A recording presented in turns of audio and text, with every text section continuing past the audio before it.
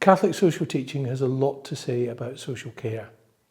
And my starting place would be St Matthew's Gospel in chapter 25, where he talks about feeding the hungry, caring for the sick, visiting people in prison, clothing the naked, and all those works of mercy. So the example of Jesus gives us a very strong message about why caring for people who have a need for things like access to care or access to healthcare, access to food is really important. There are several things I think as Catholics we need to think about when it comes to social care. And Catholic social teaching gives us a really good set of principles to work from. We need to remember that in a British context, both the need for social care is increasing, but also actually that in 1948, when the National Health Service was created, a National Assistance Act was created that sought to create a national social care system. But the social care system is very different than the NHS, partly because a lot of it is delivered by local authorities and charities and the private sector, but also partly because it's means tested. So the following Catholic principles, I think, apply.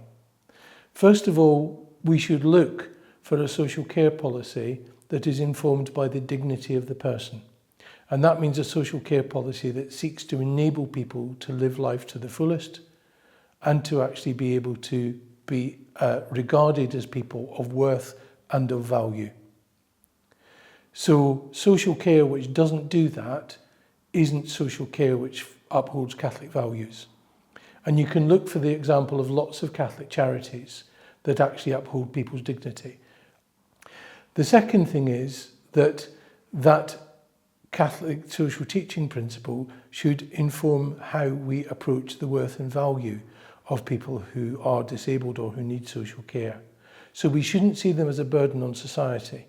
We certainly shouldn't see them as people we want to shut away. We certainly shouldn't see them as people that we want to die early, for example.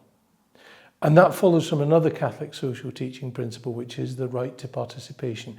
People have the right to participate in society, and social care is not about being there to help the NHS deal with bed crises. It is there to help people live life to its fullest and to participate. And a social care policy which reflects Catholic social teaching is one which actually aims to have people thrive and participate. A third really important principle for Catholic social teaching is actually the principle of the common good.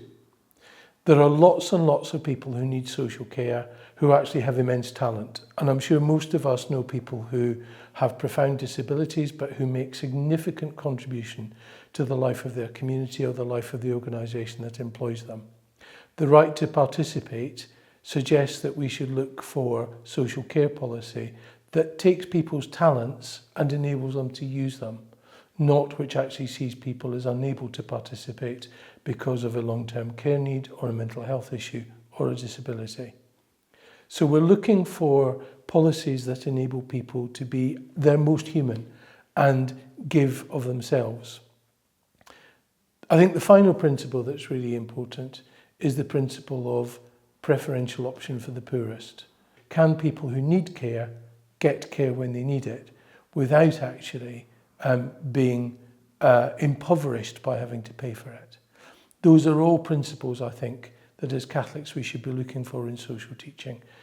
So to sum up, we're looking for social care that affirms the dignity of the person, that takes them where they are, that values their life as every bit as important as anybody else, that sees them as contributing and participating in society, and that doesn't unduly restrict them from the means of social care because of income.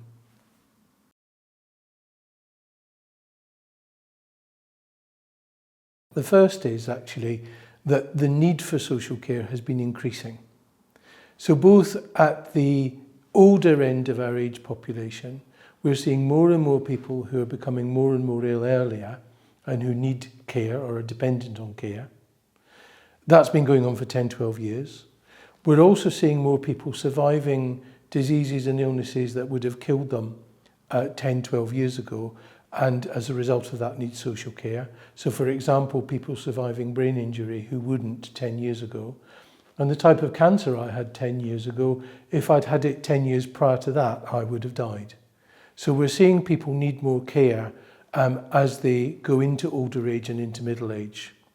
The other thing is that we're seeing more and more younger people with mental health issues or with educational need. Now, it may be that we're just recognising the needs better, but we are seeing an increase in that. That's also been going on for 10 to 12 years. So we're seeing a population that is in some ways in more need, a population that is less healthy than we were 20 years ago. And the impact of austerity, because social care is largely funded in the 4 nations of the UK by local government, although Northern Ireland is very different, we're actually seeing the reduction in the spending power of local authorities create some crises of funding in social care. Another issue is that the social care workforce are lower paid than the NHS and many others. And so there is a workforce crisis in social care as well. People may be going where they can find other care. We can no longer rely on the prevalence of religious orders or charities to do everything because the funding for some of them is not there. So all of these things conspire to create a financial crisis, a workforce crisis, and a need crisis in social care at a time when actually we need social care to be really effective. There's a couple of other issues around this, because if you think about social care as being things like home care, things like residential care, things like disability appliances, there are a series of things around it, like adaptations to housing, grants for stair lifts, a variety of other things. For example, Meals on Wheels services, shopping assistance, a range of other things like good quality housing that actually are important for social care to be able to do their job. So in the last month of her life, my mother needed social care, which she had resisted hitherto. But before that, we'd had housing adaptations made so that she could get up and down the stairs independently, and she had shopping assistance. All of these networks of services and care, sometimes delivered by the private sector, sometimes by local government, sometimes by the charity sector, and quite often by Catholic charities as well, actually are facing a financial crisis and a workforce crisis.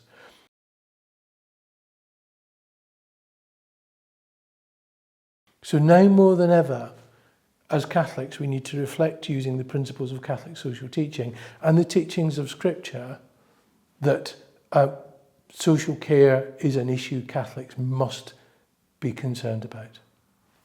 The first is that, as always, we need to pray about it. We need to be guided by prayer and reflection on Scripture on what we do. And I think out of that should come the other 2 things. The first is practical, and the second is engagement with policy. So let me talk about the practicalities first. There are practical things you can do. You can volunteer, either in your parish or in an agency or in a social care charity. For example, the hospice that I volunteer in, or other places. Volunteers are the backbone of the voluntary sector. Although there are paid staff, we rely on volunteers as well. So get involved and volunteer, raise money. There are always talents that you have that charities can use. So think about that, speak to your local volunteer bureau, or look in your parish or local Catholic paper. The next thing is policy engagement, and I think this is really important. Because Christ talked about the way we should care for others in society, that necessarily means as Catholics that we should care that public policy does what we as Catholics want it to. And we have to be honest and open about that. We have every much right as anybody else in the public square.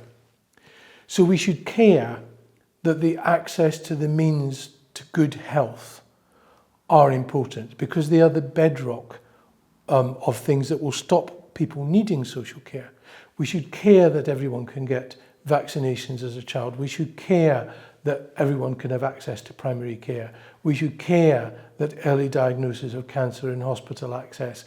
We should care that good jobs and decent housing are available for people, because these are fundamental building blocks of the right to the means of health, which the Catholic Church signed up to when it signed the Universal Declaration of Human Rights, and in fact which you can read all the way through social teaching.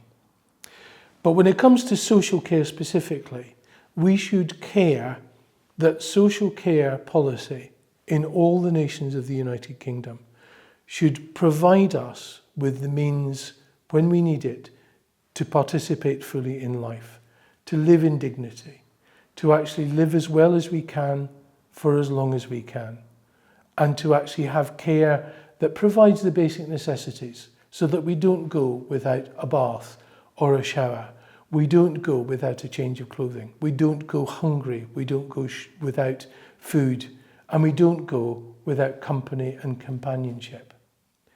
So getting involved in policy, whether it's through a local charity or through your local health watch in England or through your community health councils in other bits of the UK, or other organisations, reading the policy, looking at the national charities that work in this field and caring about it. There are also very many Catholics who are working in social care, whether as care workers or social workers, remembering them in your prayers and remembering that when we meet them at Mass on a Sunday, we have a responsibility as their neighbour to make sure that they are able to feed themselves and their family and have a decent working wage so that they can continue working. For all these reasons, we have to be caring and concerned about social care.